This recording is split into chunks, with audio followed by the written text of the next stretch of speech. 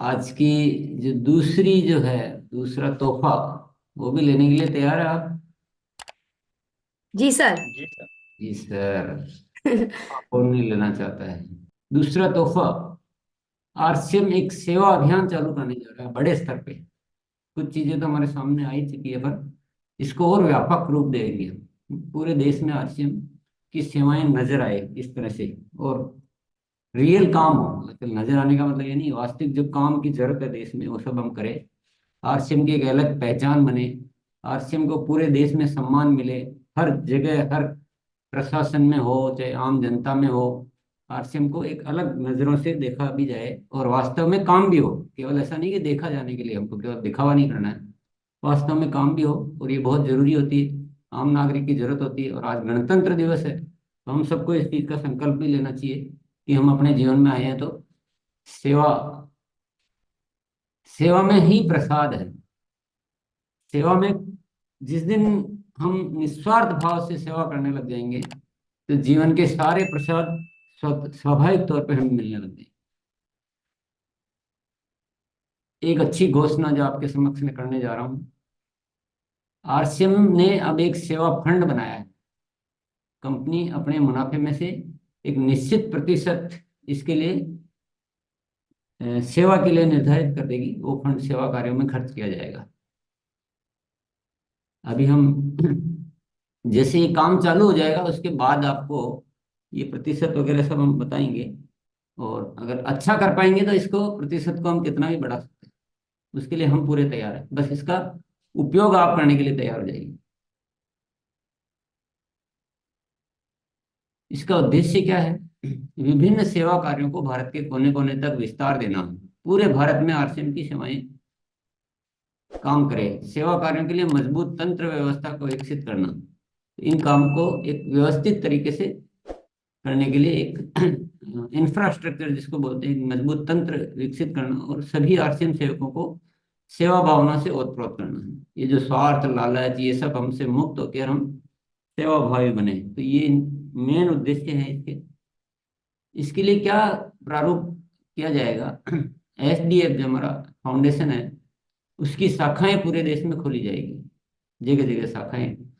और उस पर जिम्मेदार 5 से 7 साथियों की एक कार्य समिति बनाई जाएगी, जिनकी देखरेख में सारे साथी शामिल होकर विभिन्न सेवा कार्य कर सकेंगे। यानी हम सभी तो काम तो करेंगे, लेकिन समिति में एक 5 7, ताकि वो वहाँ की व्यवस्थाओं को देख सके।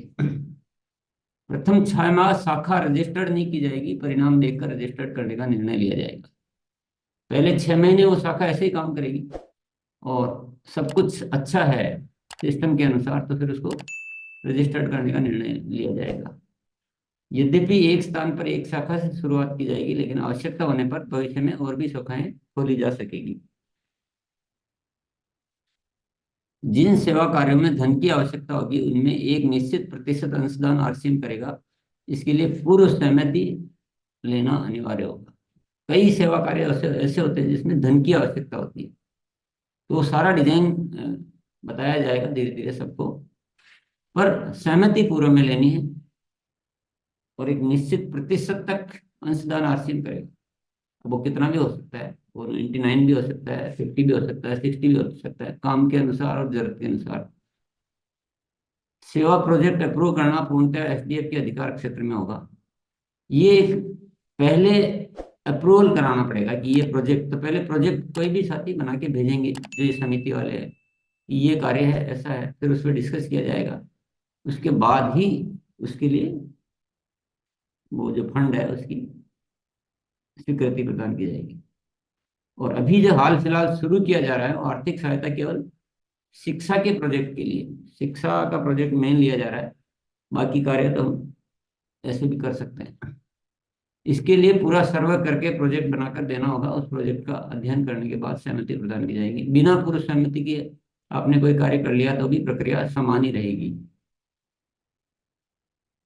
समिति के लिए पात्रता, किसको चुना जाएगा? या तो जिनको एनजीओ चलाने का अनुभव हो पहले से। दूसरा, आरसीएम के सक्रिय साथियों को इसमें नहीं लिया जाएगा, नहीं तो वो उनका ध्यान इधर उधर भटक जाएगा। उनके परिवार के सदस्य हो सकते हैं, उनके कोई परिचित हो सकते हैं जिनके पास समय हो, खाली समय हो, और जो उस खाली समय का उपयोग इसमें करना चाहते हैं। उनको शामिल किया जा सकता है। सेवानिवृत्त अध्यापक या अन्य सरकारी कर्मचारी हो सकते हैं। समिति के सदस्यों का चयन साक्षात्कार के पश्चात होगा। तो ये भी आप सब बताएंगे, उनसे फिर इंटरव्यू किया जाएगा और उसके बाद चयन होगा। और मेन चीज क्या है, जो निस्वार्थ व निःशुल्क सेवा देने के लिए इच्छुक हो। इसमें वो नहीं चाहिए जो कि, ये आप समझ ही गए होंगे, क्योंकि सेवा का बड़ा विस्तार देना है, सेवा भावी लोग ही चाहिए, पूरा सेवा एकदम निस्वार्थ भाव से। जिम्मेदारी क्या क्या रहेगी, ये मोटी रूपरेखा अभी बताई जा रही है आपको, ये सब बात के विषय है, लेकिन एक मोटी मोटे में रूपरेखा आपको बताई जा रही है। सभी मीटिंग व गतिविधियों के रजिस्टर मेंटेन करने होंगे, समिति की जिम्मेदारी है। सभी सरकारी नियमों का पालन करना होगा, नियमित रिपोर्ट प्रस्तुत करनी होगी। सेवा कार्यों को अधिक से अधिक गति प्रदान करनी होगी। मेन जो बात है कि वहाँ केवल बना के बैठ गए ऐसे नहीं, वहाँ पूरा काम होने चाहिए अच्छे से अच्छे। विस्तृत रूपरेखा नियुक्ति के पश्चात बताई जाएगी, फिर उनसे डिटेल में चर्चा की जाएगी रूपरेखा की, बाद में जब नियुक्त हो जाएंगे।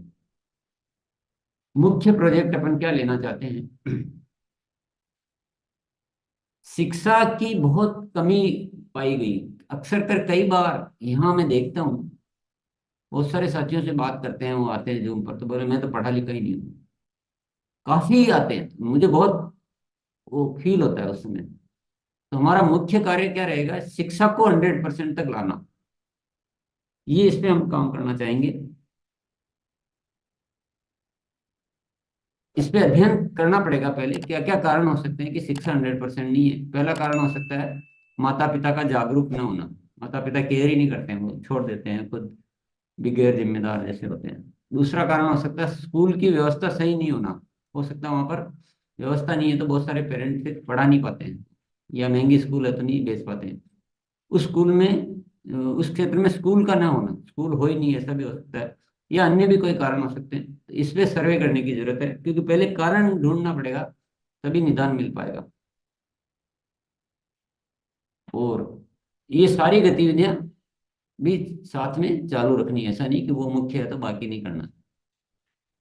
वृक्षारोपण हमको लगातार चालू रखना है। स्वच्छता अभियान हम कर सकते हैं।